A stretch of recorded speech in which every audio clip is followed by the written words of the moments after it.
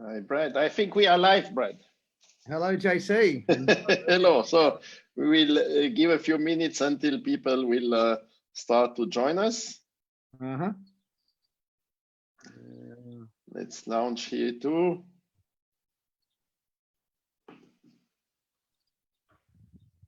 Okay. Trying to get this.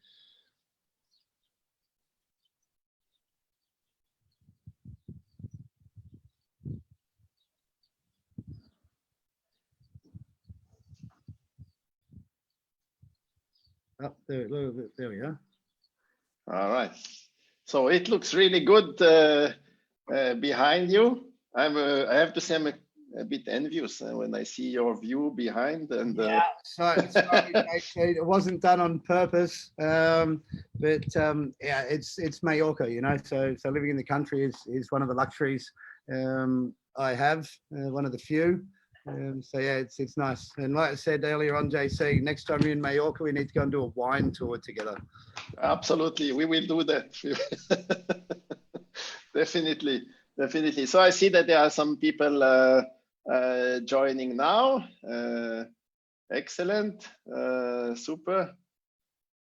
I think it's the fourth Sunday that we do this Scuba Sunday. We had a few sessions over the 50 years of SSI. We had some sessions talking about diving in general, about the profession as an instructor, being a professional, what it needs to have, and so on. So, and during the week we have two other sessions. One is on free diving, and one is on the technical diving. Both also very popular, so different public, but I think today we may have also some guys from the freediving group or world and tech world, because we will be talking about something completely different. Yeah, so, and I think it's something that connects all of us divers anyway, whether we're recreational divers, commercial divers, technical divers, free divers, mermaid divers. You know, having a clean and healthy, not just Mediterranean Sea, but clean and healthy seas worldwide is beneficial for all of us at various levels. Absolutely, absolutely, and this is actually the beauty of what we are going to talk about today. And I think for many divers or non-divers, it will be also very interesting to see that we will be talking about a region that is sometimes still unknown to many people, because they have maybe some other destinations in mind. So it will be quite interesting to hear about all your experiences there. So I would say 1 or 2 minutes more to wait, and then we will go into the subject. So looks warm at your place. It's quite nice, to be honest. It's a very nice combination to be living in the country and working in the sea. It all sounds very romantic, but the majority of my working time is in the office. It's very romantic. Yeah, in front of the laptop. And now with confinement, with 2 screaming kids, 2 dogs, and thank God my wife has been absolutely amazing over the last 2 months to help me get through all of the extra work. JC, I just want to, before we kick off, thank you personally for all of your support over the years with the different projects and initiatives that I've spearheaded, some working, some not, and SSI as an organization. As a very old and salty dive instructor, I've had various experiences with various certifying agencies and various professionals working within the industry. And for SSI and yourself to give somebody like myself the time of day with smaller initiatives that didn't necessarily have big budgets attached or big forecast attached. You and your team at SSI, David Pereira and the rest of the guys and girls have been amazingly supportive. So just a quick plug and a massive, genuine thank you to you all. Well, thank you. Actually, it's also a pleasure for me to have the possibility to have you here, to welcome you in this live stream, because I think we have really nice things to share. So yes, so again, my name is Jean-Claude Monachon. The pleasure to welcoming Brad Robertson. Brad and I know each other for many years. I would say we did different projects, as you said, together.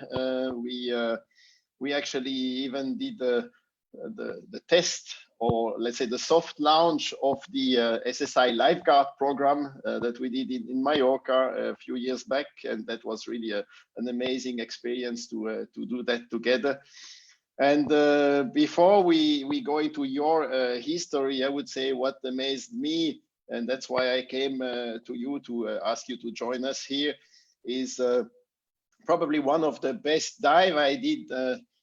I think it was 2 years ago, even 3 years ago. It was together with you in Mallorca, and it was completely an eye opener, because I did some dives, obviously in the Meds, but what I saw that day was just phenomenal. And I think that many people should know what is really under the water there. So, Brad, maybe you introduce yourself and you tell a little bit about your history, because you are not the typical Mallorquin. I was actually described as Australian today, and that was by another SSI dive instructor, actually, Miguel. And that was really a pleasure to be described and embraced by locals so much. My name's Brad Robertson. I'm the president and co-founder of Save the Med Foundation here in Mallorca. I try to shake my Australian accent, but it stays with me everywhere I go. Born and bred in Oz, and I've been here in Mallorca for the last 10 years. 10 years already, yeah. So, and yeah. So you're already a local here. More and more every day, JC. Yes. So I can see also some nice people joining there, and some say, hey, JC, Dan Hawks, hello. I see Alejandro, Karim. So we have people from UK, we have people from Egypt, we have people from Italy. I can see quite a number of people from everywhere as well. So always really cool to have such a international audience.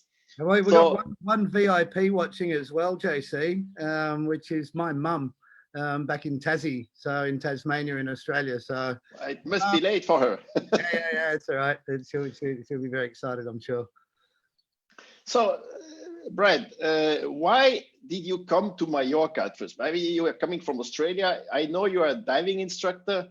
But why coming from Australia, Great Barrier Reef, or I don't know, all these super fancy dive spots there, and you end up in Mallorca? Yeah, it's the $1 million question, JC, and I think most of your viewers could probably pick the answer. My lovely wife. So I met Bea in Australia. Bea's from Pamplona. And I think it was after 5 years or so together in Oz, Bea wanted to come back to Spain to live, and I at that stage was relatively responsibility free, so I said, yeah, sure, let's go. Pamplona being landlocked, didn't have much opportunity for a dive instructor with boat driving qualifications, so we actually looked in the north of Spain, up in the Basque Country at dive centers first, but the conditions were a bit extreme for a tropical diver, so I was like, can we find another location? We literally looked at a map, and I asked her what the Spanish islands were, and it was either Canary Islands or the Balearics, and we literally put our finger on Mallorca and went, let's go there. So it was relatively unplanned, and with a lot of good faith that life would lead us in a very good direction. Yeah. Yes, I think you picked up a very nice location. Actually, Mallorca is super central. You can travel from everywhere basically to Mallorca. Maybe not now, but it will come back definitely. And it has a lot more than let's say a a touristic island. The island is just beautiful, offering all we want to see on land and underwater. But we are going to talk about that a bit later. Now, of course, you are a diving instructor, and I know you. We started to know each other actually from the diving center part, and you had already then. I would say a special situation, because you expect a diving center in Mallorca, you expect it at the sea and with a boat and everything that it goes there. And actually, when I visited you, I was thinking my GPS was not working, because I arrived in the middle of nowhere, basically.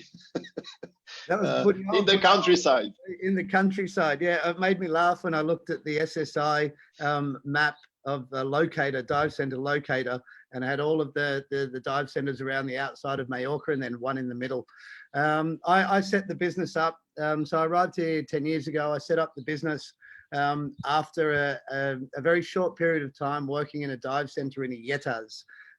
So you can imagine the culture shock going from Osprey Reef or the Cod Hole or the Ribbon Reefs in North Queensland to diving Illetas.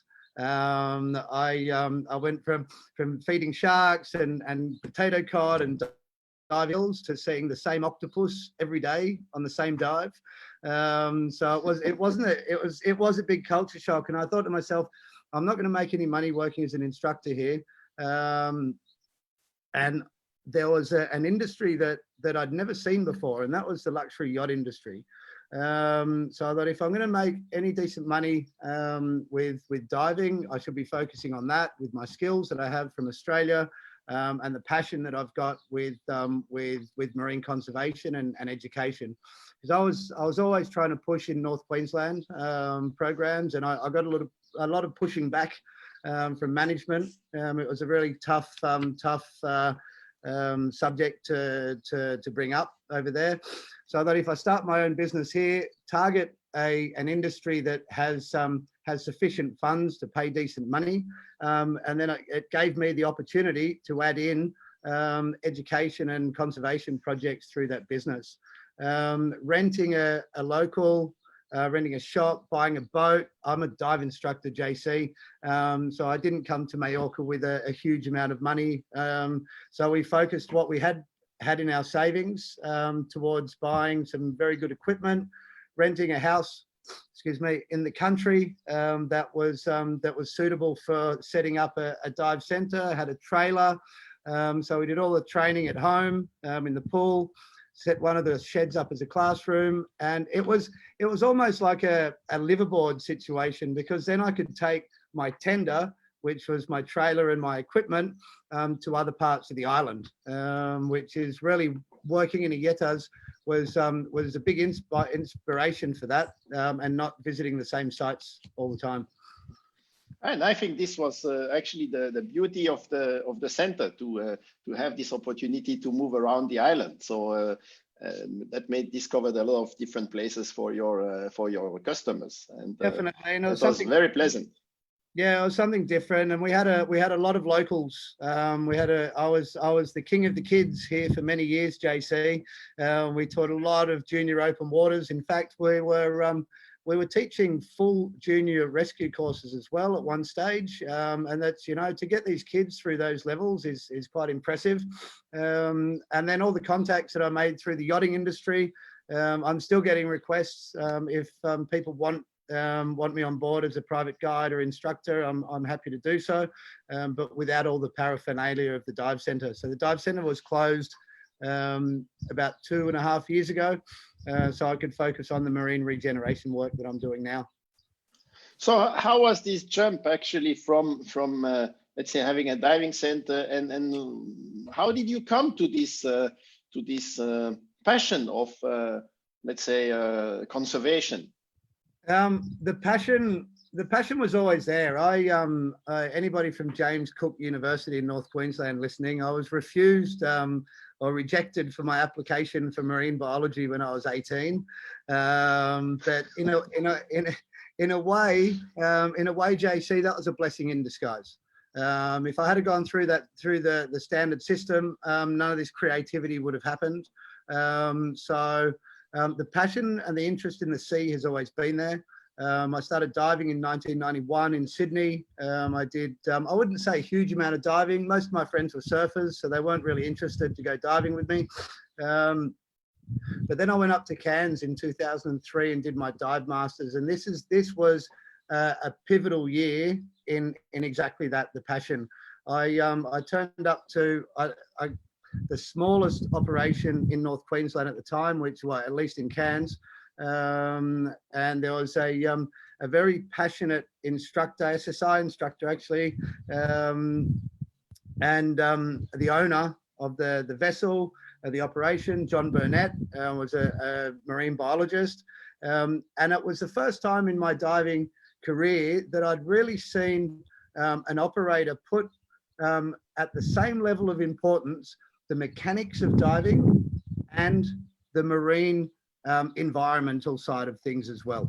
So I was very, very lucky. Many people that do their dive masters in Cairns don't have that combination. So I was very, very lucky that I came across John Burnett. And John, if you're listening, thank you. Many years later, I'm still very much appreciative. So that's what started it. And then JC, how can you not get inspired when, you know, on the Great Barrier Reef, I was every new job I got, I moved further north.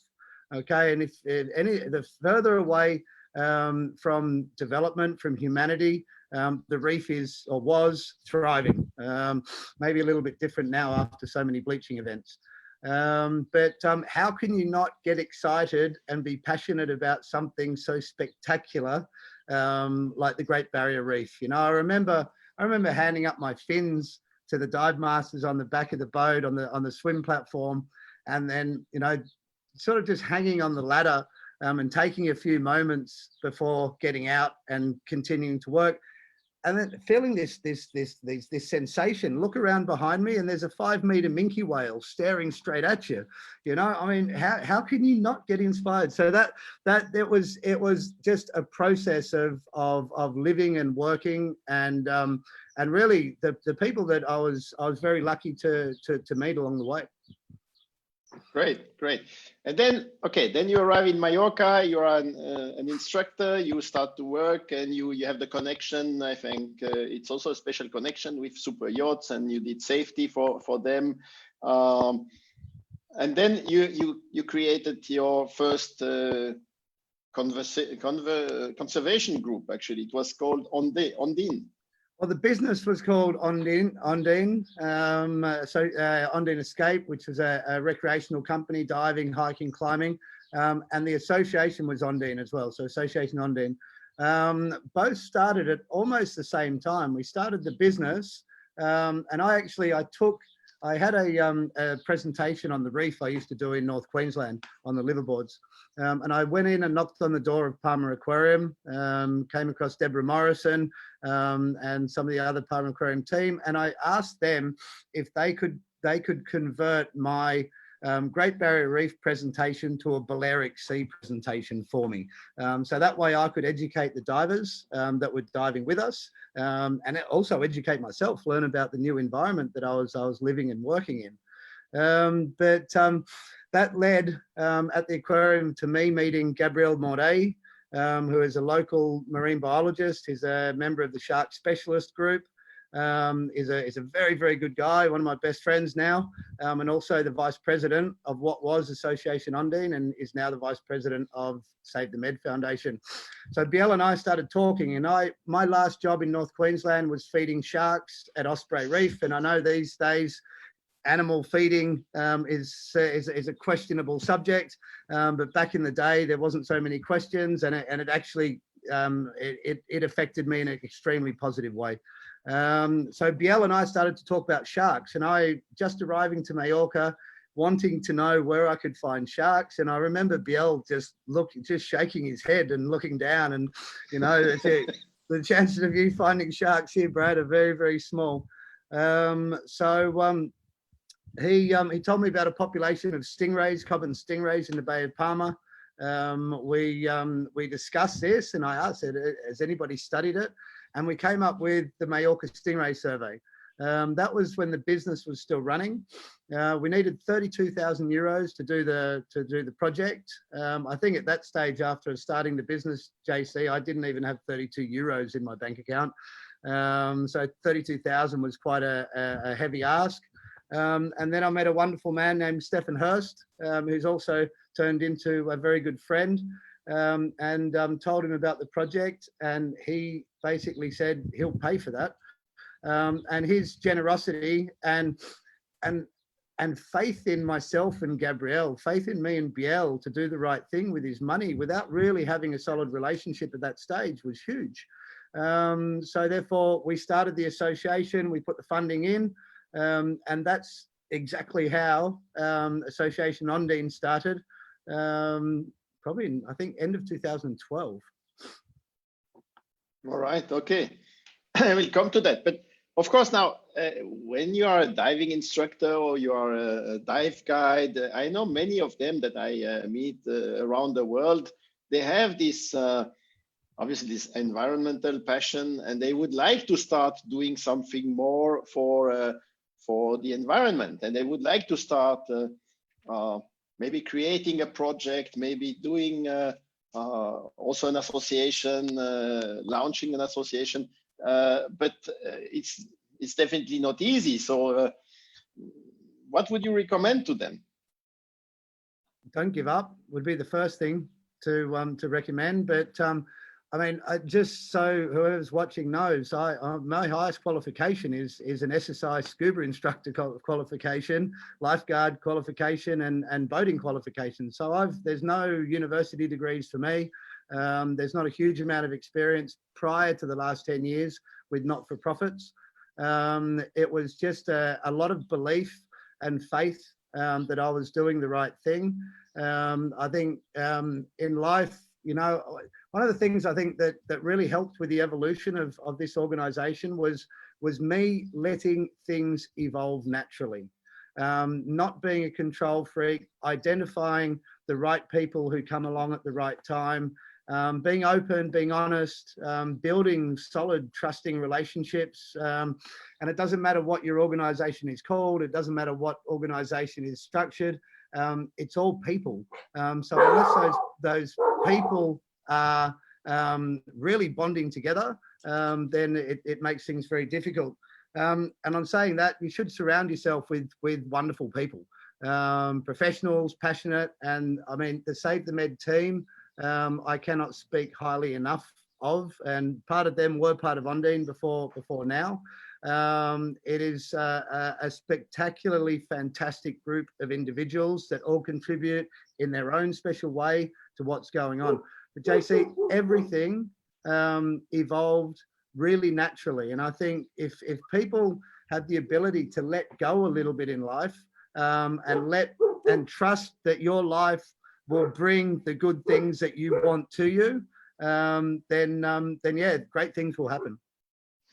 And you mentioned a few times passion and passionate life, and that was one of these talks we had also in the past lives that we had. I think in our environment, in our life, in our industry, passion is the key word. If you're not passionate, you will not sustain in this industry. You need to have this passion, no matter which direction you go. But going into conservation is probably the most hardest part, and you have to be super passionate too as well, because especially now you move to the Mediterranean part, and before you were more focused on I would say the Balearic Island, and then you created Save the Med. So you rebranded everything, creating Save the Med. You worked super hard to reach that. And if you ask anybody in the diving community and say, okay, we will do something like that in the Meds, how is that? I mean, everybody will say it's the hardest place to do something. Personally, I think it's maybe hard, yes, but there is also not so many people who are doing something in that area. So I think this is also very interesting to have someone that is as passionate as you and your team to move into this direction. So then tell us more about the Save the Med. Well, just to respond to one of your comments there, JC. This was my understanding about the med and conservation prior to coming here, but since establishing myself in Mallorca, I've got to know a lot of people here that have been working on marine conservation projects for many years. And I'm sure Mallorca and the Balearics is not unique. I'm sure there are organisations all around the Mediterranean that have been working tirelessly for many years on projects. Unfortunately, the Med's got well, it's an unfortunate reputation for being almost void of marine life and full of pollution, which is really not true in many locations. And particularly, I mean, I can't believe how lucky I was when Bea and I put our finger on Mallorca in relation to the state of the Balearic Sea. It's one of the healthiest areas in the Med.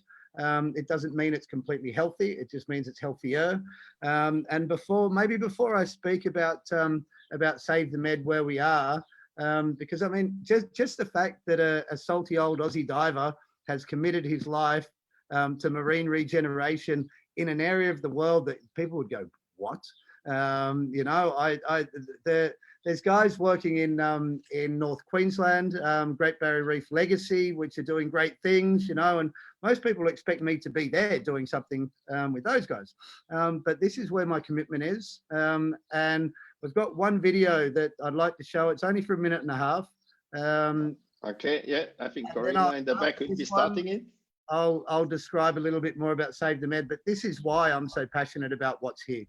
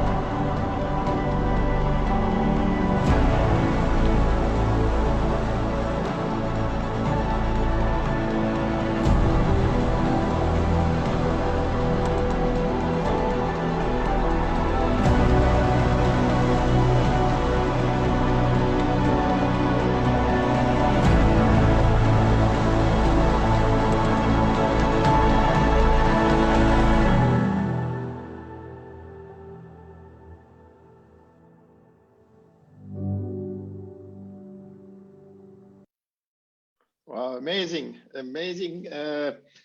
pictures and things you would not expect to see there. Completely, and I have to thank Fernando Garfea for that video in particular. Fer's a very good friend and a collaborator, yeah, this without people like Fernando and Dan, our current videographer, we wouldn't be able to get these messages out. I think multimedia, in amongst all of the hard work, is a critical attribute of marine regeneration. Or marine conservation, because without the general public knowing, it's a much bigger struggle than what it is. So yeah, that should give you some sort of idea of why. You know, you said we dived in El Toro together, JC. Yes. That place, the beauty of taking people diving here in the Balearics or in Mallorca, particularly to El Toro, is that people come with that their expectation is zero, right? And then you take them in the water and you show them massive groupers, massive schools of barracuda, amberjacks buzzing by, potentially tuna, morays, octopus, nudibranchs, and the list goes on. And towards the end of the summer, the bait fish, the balls of bait fish are everywhere. The only thing missing from those coastal MPAs, in my point of view, to make it 100% dive, is pelagic sharks. So that classic of all the bait fish together and the shark swimming through the middle, and that one day I will see that here, and then I will finally have my 100% dive here in Mallorca. But I mean, some of the work that we do out in Cabadetta National Park, Marine National Park, you've got resident sperm whales out there, so regularly sight those. You've got various species of dolphins out there.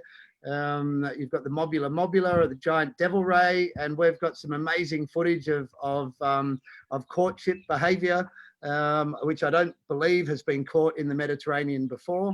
There's turtles out there. It's an amazing part of the world that people really don't give it as nearly enough credit for.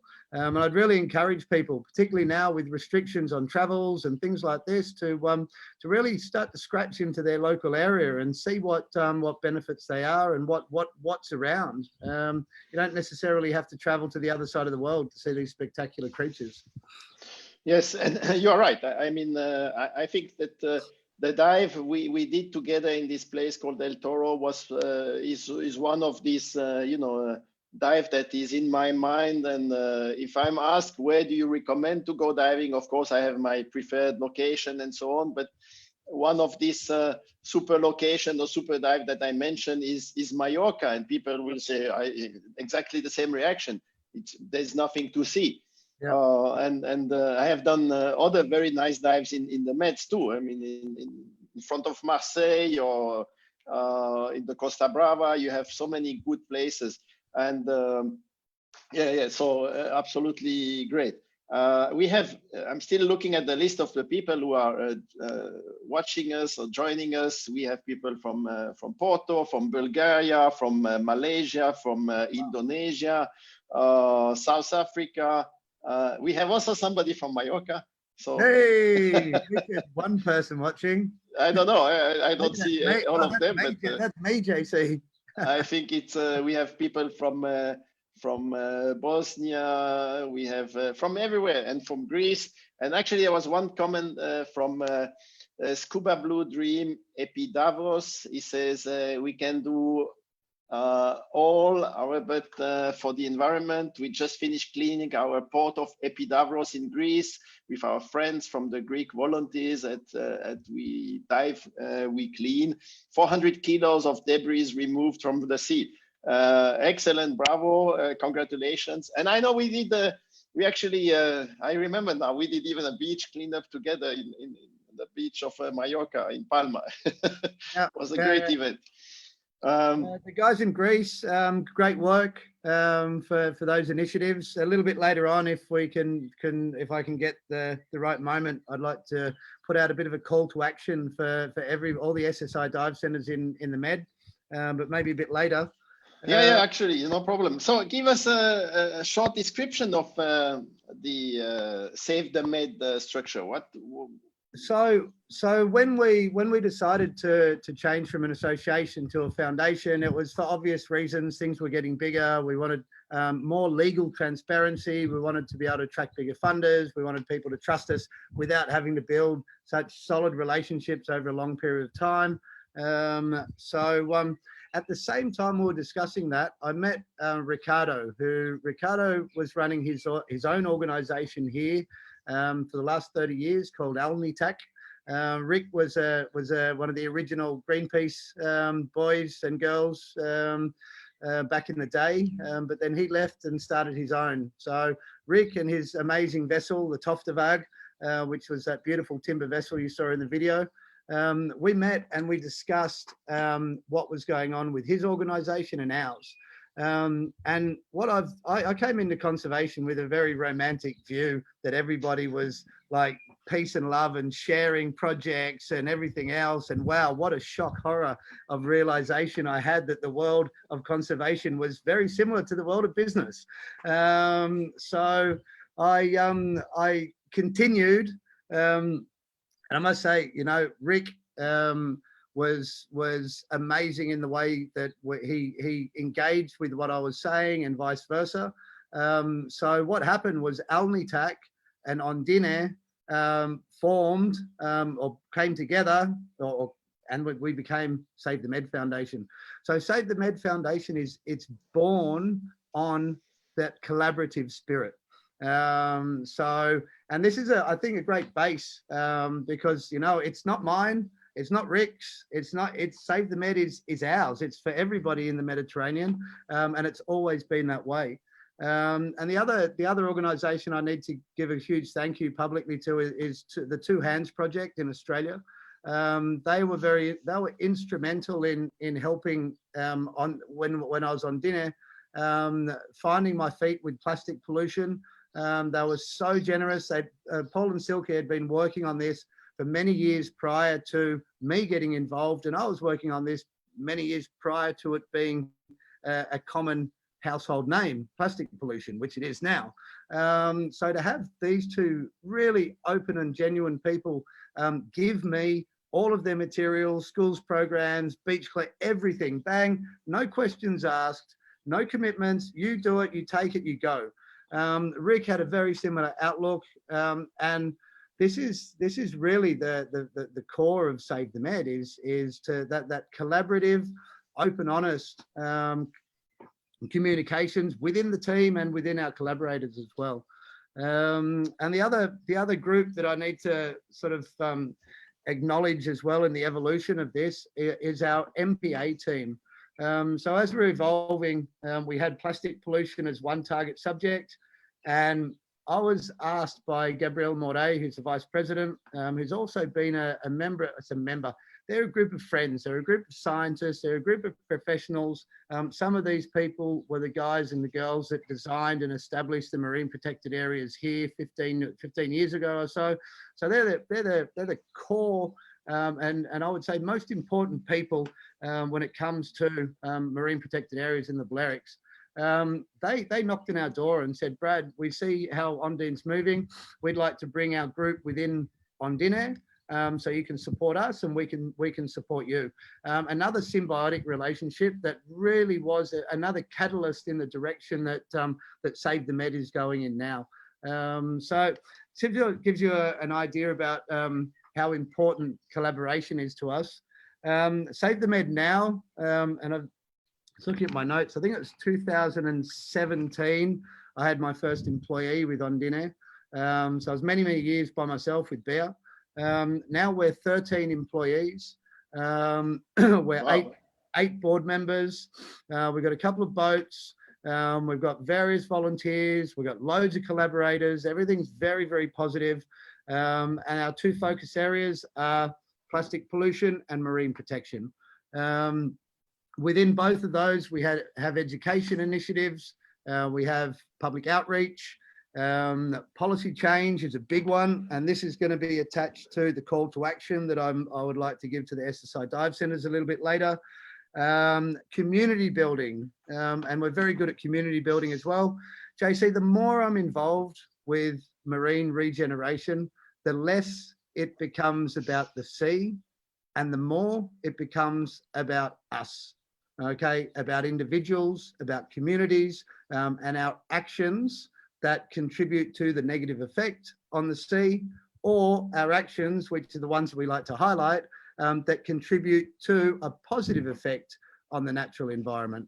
So this is why things like the building community and outreach and education at all different levels. And at Save the Med, we don't see education as, it's very much like SSI, we don't see education as something that purely happens in a school.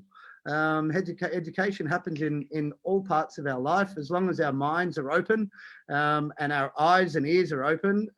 Education happens everywhere. So this is what we do with Save the Med is that sort of attitude and that sort of outlook.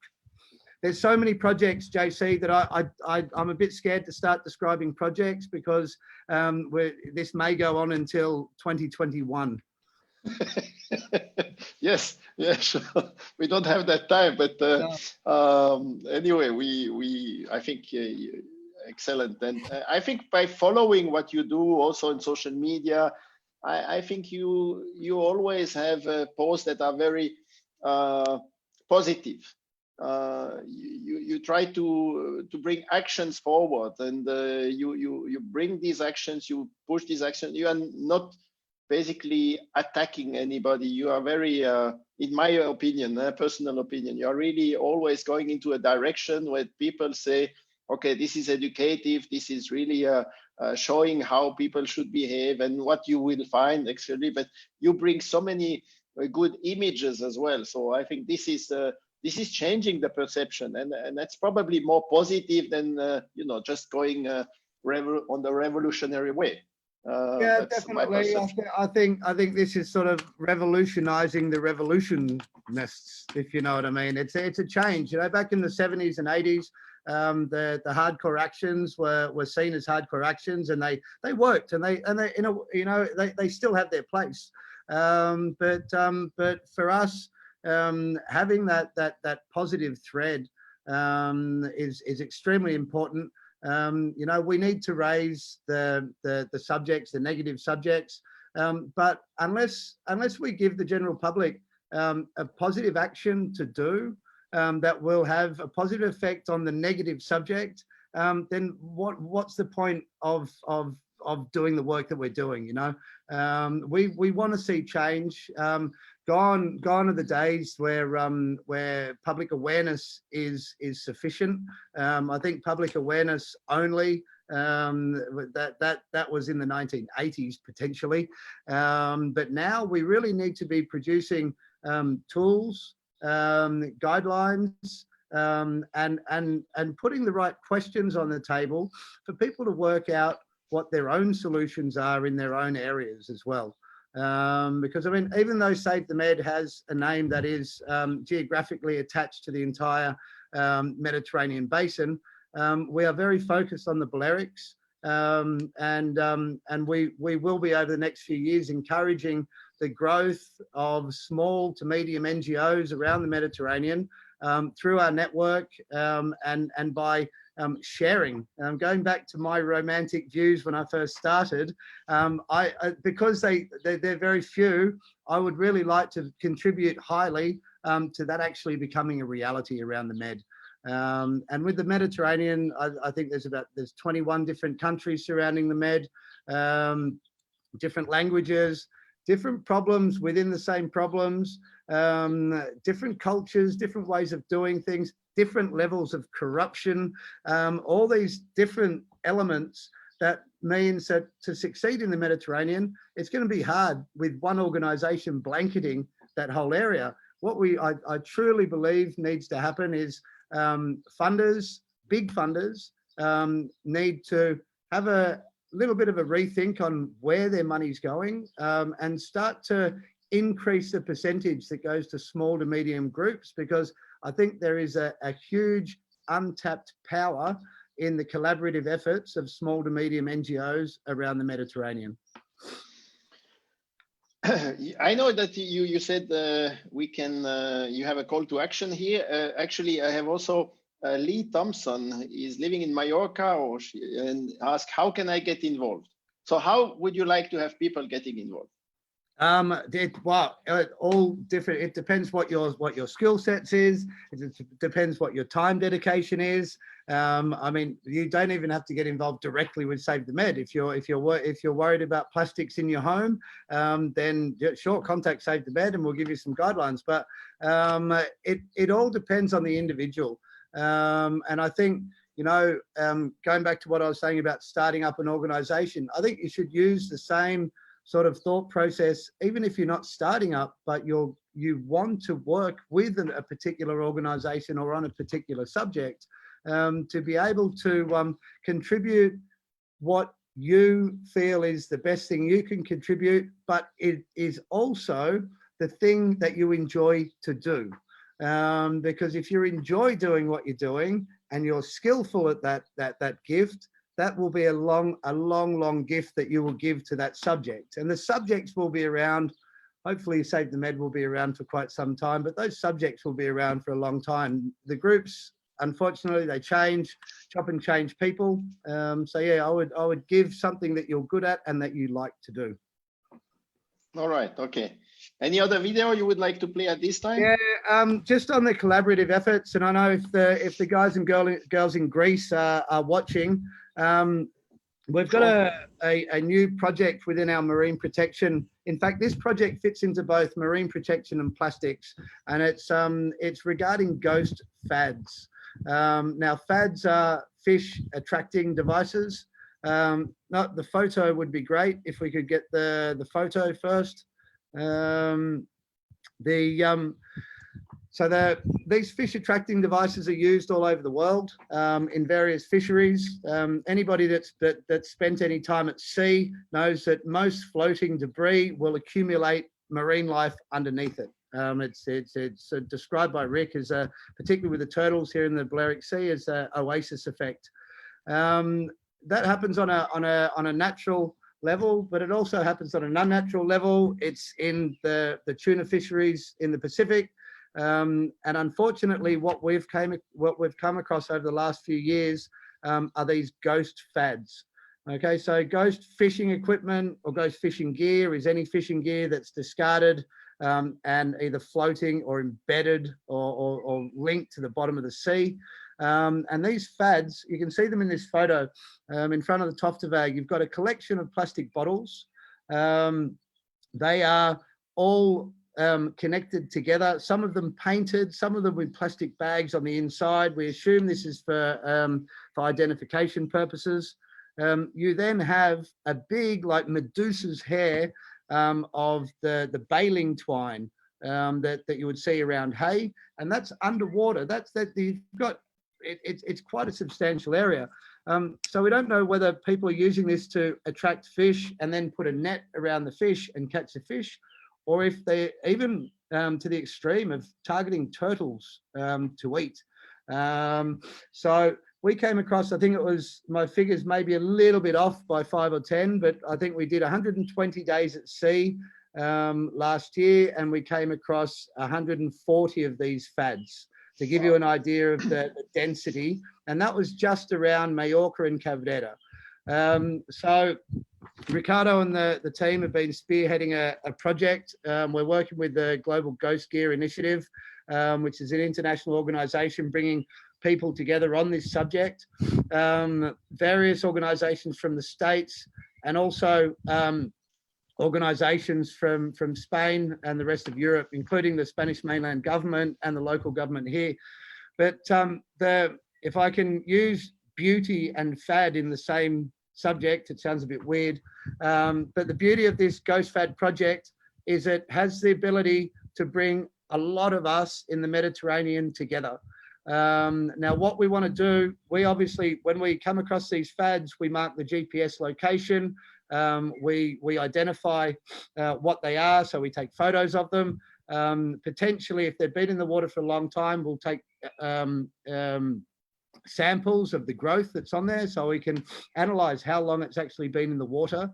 Right. And what we'd like to do, JC, is over the next year or so is establish networks around the Med that are aware of this problem, that can then send us the information that they're collecting in their local area, because we're working with an organization here called SOTHIB, and they are an absolutely amazing organization, fully tech-based, and they have algorithms and other methods to backtrack from the time of year, location, potentially where these fads are coming from. And what we predict is that when you look at this, this is not professional equipment. It's stuff that you would find on a beach anywhere, unfortunately, washed up bottles, twine. So our prediction is they're coming from extremely poor locations, coming from areas where potentially the people are not even fishermen in the first place. So who knows where this will lead. One, we have an environmental objective to stop them getting into the Mediterranean Sea. And secondly, what could spin off from this is potentially a humanitarian effort in assisting these local people in fishing better, and more specifically targeting their species with better material. And that's the call to action for any SSI dive center in the Mediterranean who has any interest in working with Save the Med Foundation on this Ghost Fad initiative.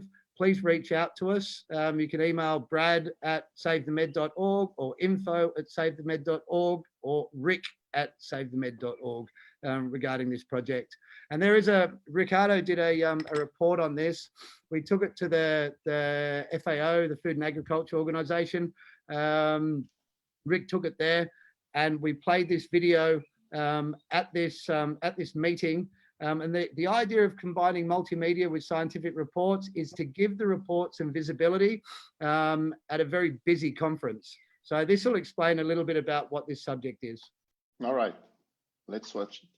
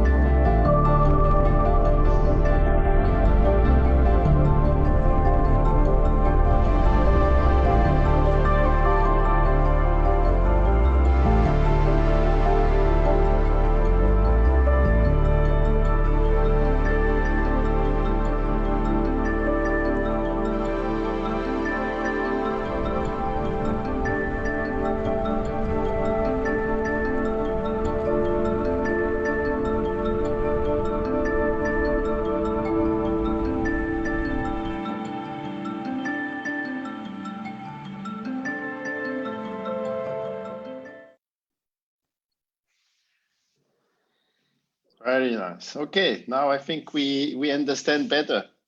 Yeah, it's I think it's something that I mean we've found them at sea, but we've also found them at our beach cleans in various parts of Majorca. So having dive centres being aware of these is really quite an important part of the network that we want to establish around the Mediterranean. Okay, cool. One question that I have: why regeneration and not conservation?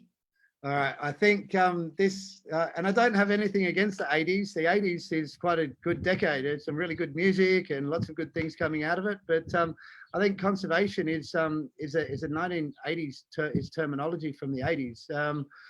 Back in the 80s, things didn't seem so bad. So conserving the natural environment in the state that it was back then was not such a bad thing to do. However, in 2020, I think, well, from a personal and professional point of view, individually, and I think I can speak for the entire Save the Med team, conserving the Mediterranean Sea as she is in her current state is not really the ambitious goals that we want to set. We would like to see the Mediterranean return to the beauty that she once was. So thriving with marine life, free of plastic pollution. And I think this is very, very achievable, JC. People will be shaking their heads going, oof, the Med, no way. But I think if you, or if we can add serious value, and this is where I think Save the Med has a very good outlook on things, is to identify what's been going on in the Mediterranean and the Balearic Islands for the last 20, 30 years, acknowledging those people, acknowledging those organizations, and not coming into this saying, okay, look, we're going to save the Med. No, not at all.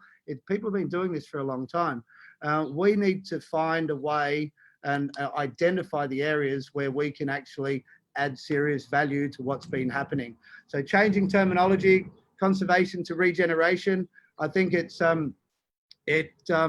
just that changing of wording makes people think. Okay, so, and this is what we really want people to do. Why do they say regeneration? They may think for 5 seconds, they may think for 5 days, but they will come out with a very similar conclusion that regenerating her is really the objective of all of us and should be the objective of all of us. And I think this is really super important and very interesting to learn about that, because we have always this, and I said it at the beginning, always conservation, Yeah. but really thinking about now from a different point of view about regeneration changes completely the vision you may have about things. Really excellent. The beauty of regeneration, JC, as defined, it encompasses bioregions. So it encompasses land and sea and rivers and everything, which is all connected as well. I'm still learning a lot about regeneration. I'm no expert in regeneration at all. I'm lucky enough to have a very good friend called Daniel Wall, who is a pioneer and expert in regeneration, and he is my guru when it comes to this subject. So yeah, I encourage anyone to check out Daniel's website as well, because if you're looking for a different way to look at environmental work, the whole regeneration movement is very inspiring, and I think it teaches us a lot. Great. We have a comment from Sipeng Wong. Saying, I'm most impressed at the pace Save the Med was able to collaborate with many parties, including government, to establish new MPAs in the Balearic Seas. Was the presence of a unique marine life species in that site one of the reasons to be able to get the area established as a MPA? Okay, so we 2012, I think, when I was talking about this group of MPA experts that asked to join Ondine, our first job as a team, and it was very interesting for me, JC, coming from Oz and not speaking Spanish, and the majority of the meeting was in Catalan or Mallorquin. Yeah. So I was like, okay, I didn't even know what language they were talking. I couldn't decipher the words. So I had a lot to learn. But Sa Dragoneta is a location in the southwest corner of Mallorca. It has just been declared a marine protected area. That's internal waters. We're waiting for external waters to be declared this year, hopefully. We, as a team, put together our recommendations for the management and the structure of the marine protected area there, and we handed it to the local government. The local government embraced it. To their credit, they even took that to Madrid and spoke to the Spanish mainland government, because there's some complications in the way that that the Spanish mainland and the local governments divide up their sea territories.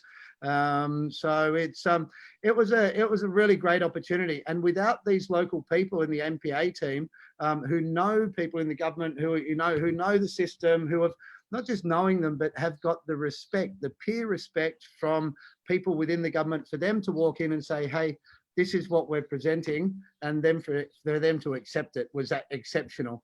But then you can't, with Dragoneta, you can't rule out the works or efforts of other organizations. Oceana had a hand in this, Javier Pastor. And again, individuals can move mountains in this area. And that's, again, the guy who did the video that we first watched, Fernando Garcia. He is one person, one individual, one diver, one very passionate diver that had a massive contribution to Sa Dragoneta becoming an MPA. So it's really, it goes back, and that wasn't even a planned collaboration. That was just all of us wanting to do the right thing, and it worked. So it's, I think it's really about professional people working at a high level. When you're in the Med and you're in these small pockets of the Med, everybody knows everybody. So having that respect, having that trust with each other is very, very important. And this can only be developed if your values and your morals and your beliefs are true. So this actually brings back to the fact that collaboration with many people is super important to reach different goals in this regeneration projects, right? Yeah, they're two words that we changed going from Ondine to Save the Med was changing conservation to regeneration.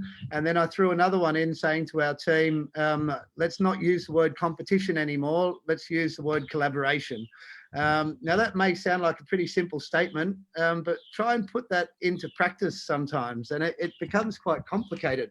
Human beings, and particularly with the business world that most of us have been involved in, competition is used on a daily basis. When you have to change that, and every time you say the word, it becomes quite complex. Yes. But we talked about it before, you know, the patchwork of different areas in the Mediterranean, and having this collaboration between us all. You know, the fact that open, honest, clear collaboration is needed. And I think the biggest challenge that I've come across, and I include myself in this challenge, are the human attributes. You know, getting past egos, getting past, and I had a big sense of ownership of a lot of the projects that we designed at the beginning. And I think this is a natural human trait. Sure, absolutely. You create something, you're proud of it, you want to own it, so you protect it. And when you feel like somebody's going to take it and you're going to get nothing for it, then of course you're going to be, and I was guilty of this as well. But I think, particularly in marine regeneration and conservation, we need to be we need to be bigger people and smarter people than what our core necessarily delivers us at the moment. You know, and have a think about the reaction that you're having. Is that reaction going to be beneficial for my project, or is it just going to be beneficial for me? You know, and if we can get past that, and I'm still trying to teach myself how to get past those natural human traits, and make it a truly open and honest collaborative network around the Med. And it's happening here in the Balearics. There are some really established groups here that we're all collaborating with. There are new ones that have come in. Maria's Foundation, for example, we're collaborating with them on a pride campaign in Dragonetta. So on a micro scale, it's happening. And again, at no stage does Save the Med think we are the answer to everything. What I think Save the Med knows is that we have serious value to add. And we want to meet more people in the same situation that have serious value to add as well, so we can add that value together, and potentially take it to policymakers at European level and give them some added value, so they can make more robust and more practical rules and regulations. Perfect. Excellent. Checking my notes. You had a video at this point in time to show about the collaboration and Mediterranean marine regeneration. Yeah, there was a very cool one, and that was thanks to Dan, our videographer. This is just a collection of individuals' own videos that we put together about inspiring and exciting people. You can take it all, but you'll never take my soul. They can tear this down, but we'll always have the love.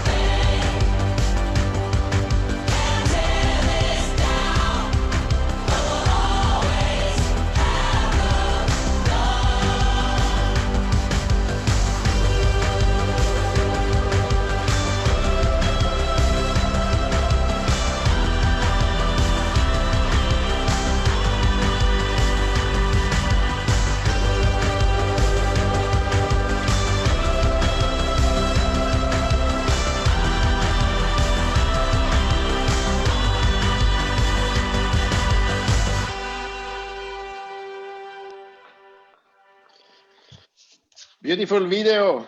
Yeah. You have really very high quality footage. Super nice to see that. Yeah, well, that was a collection of footage that that people sent in from around the Balearics, and that was a project we did in lockdown to try and get people a little bit inspired and hopefully remind them what we're going to enjoy once lockdown's finished. So thanks to everybody who contributed to the community video.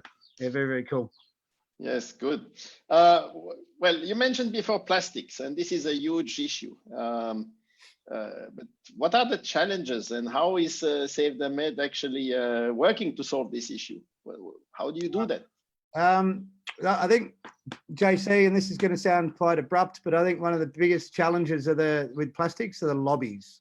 Okay, so you've got big corporations, and you know, once a corporation loses its human element, and once a business becomes a corporation, it loses a human element, and having a target of making money and making money only as their main objective, it's very, very difficult for that type of system to engage in anything else that is not making money.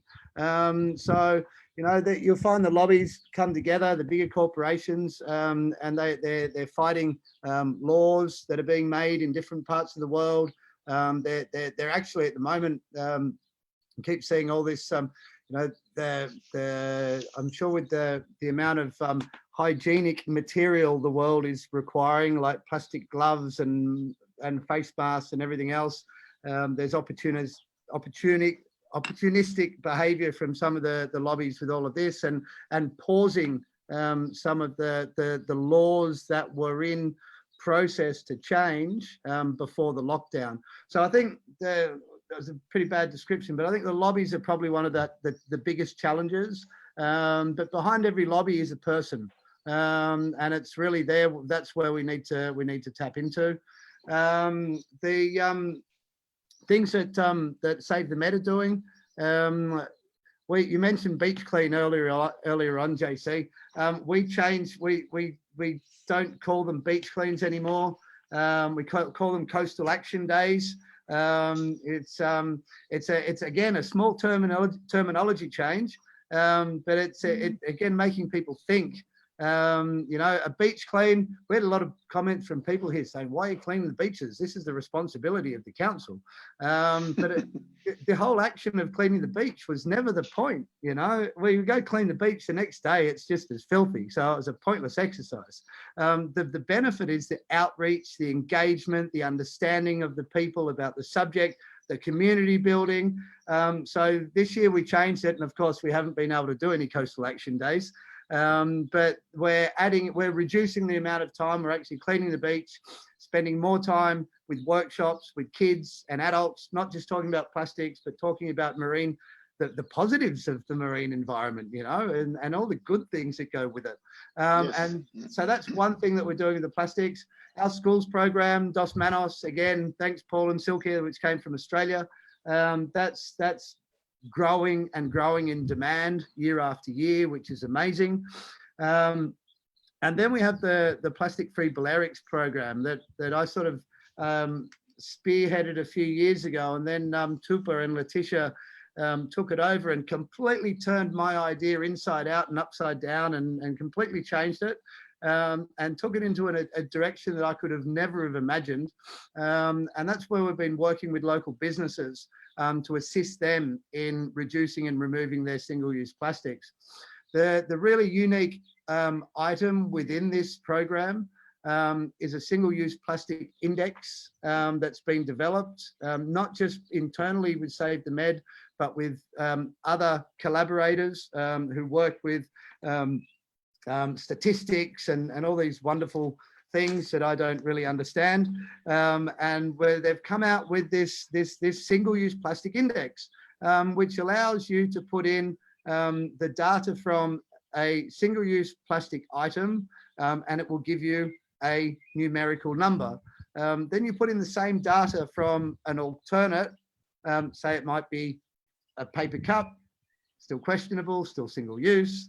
It might be a glass. You put in the same data, and then you have another number that comes out related to that individual item. So you can then compare numerically how good or not so good your alternate to single-use plastic is. And I think this is, when we were talking before about providing tools to the general public, to businesses, to governments, this is a prime example of a small to medium organisation really thinking outside of the box and producing something that can potentially be a guide for policymakers at European level, and be used by every single business in Europe to give them what we call honest alternatives to their single-use plastic. Because the market, unfortunately, is flooded with false claims. It's flooded with claims that, and it's really, really sad, JC, that the market, it really harps on people's willingness and urge to do the right thing, and they blatantly sell something that is not what it says it does. It's not what it says on the box. It's a complete opposite. It's in fact, in some cases, a blatant lie. So how do people find an honest alternate with all the barrage of marketing that they look through? And this is what we've created. So it's that's on the plastic side of things, what we do. Groundbreaking and very much open for people to get involved with. All right, great. Thank you very much. I have one question, and it could be linked probably also to how people can get involved in the local projects. Scuba Blue Dream Epidavros is asking, what sort of information did you need to provide to the local government for creating an MPA, and how did you get the support of local fishermen? Yeah. Okay. So two separate questions. The type of information that went into our proposal was technical information. So it was what people can do, where the boundaries are, why the boundaries are there. One thing I've learned about the Balearics and the Mediterranean is it's very, particularly with coastal MPAs, it's extremely, in fact, critically important that the science is done first to identify the areas that have the highest potential to regenerate. So identifying the areas first, those technical issues are put in, or recommendations are put into the paperwork, boundaries, what you can and can't do. One thing I will say about MPAs in the Med, which I think is really, really important, and coming from an Aussie, this says a lot about what I've learned and how I've sort of digested it. Because a marine protected area in Australia is no fishing, right? There's no fishing in an MPA. So then when I came over here and I was like, what do you mean you can fish in an MPA? I thought this is all very strange. But what Australia doesn't have, and we won't go into the reasons why, but what Australia doesn't have is a traditional artisanal fishing fleet. Okay, what we have here in Europe are traditional fisheries that have been fishing for, I don't know, hundreds of years, if not more, with similar or the same sort of techniques. These small scale artisanal fisheries, in my point of view, after being 10 years here, are an integral part of the marine environment in the Mediterranean. They're just as at risk of extinction as some of the species. You've got a lot of old people, old men, predominantly, a few old women fishing, and very few young people coming up through the ranks. So it's a dying profession. These people are small scale. They target specific species. So therefore, it is sustainable. It works. And a lot of the time it works extremely well. My understanding of policy is that it's easier to put policy in for industrial fleets than it is to put policy in for artisanal fleets. So therefore the artisanal guys, there's lots of reasons why these people are fading out, and you see the numbers are dropping. And I would like to see, Save the Med would like to see the artisanal fleet, particularly in the Balearics, increase in numbers, be embraced, be part of the marine protected areas. They are custodians of those areas. They have a vested interest to assist the government in policing of those areas and management of those areas. It's a no-brainer. So when somebody says to me, you know, no fishing in MPAs, well, hang on a minute. Let's look at these. There's no black and white. And if you look at El Toro, JC, there is commercial fishing allowed in that marine protected area. And people might go, woo, commercial. It's small scale artisanal fishing.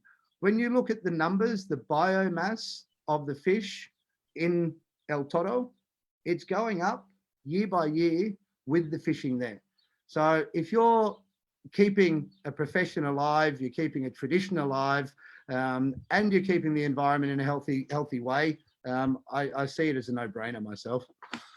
This is a good way to explain that, and probably also like in the Med, I was thinking about Greece, and probably a good recommendation that you gave here.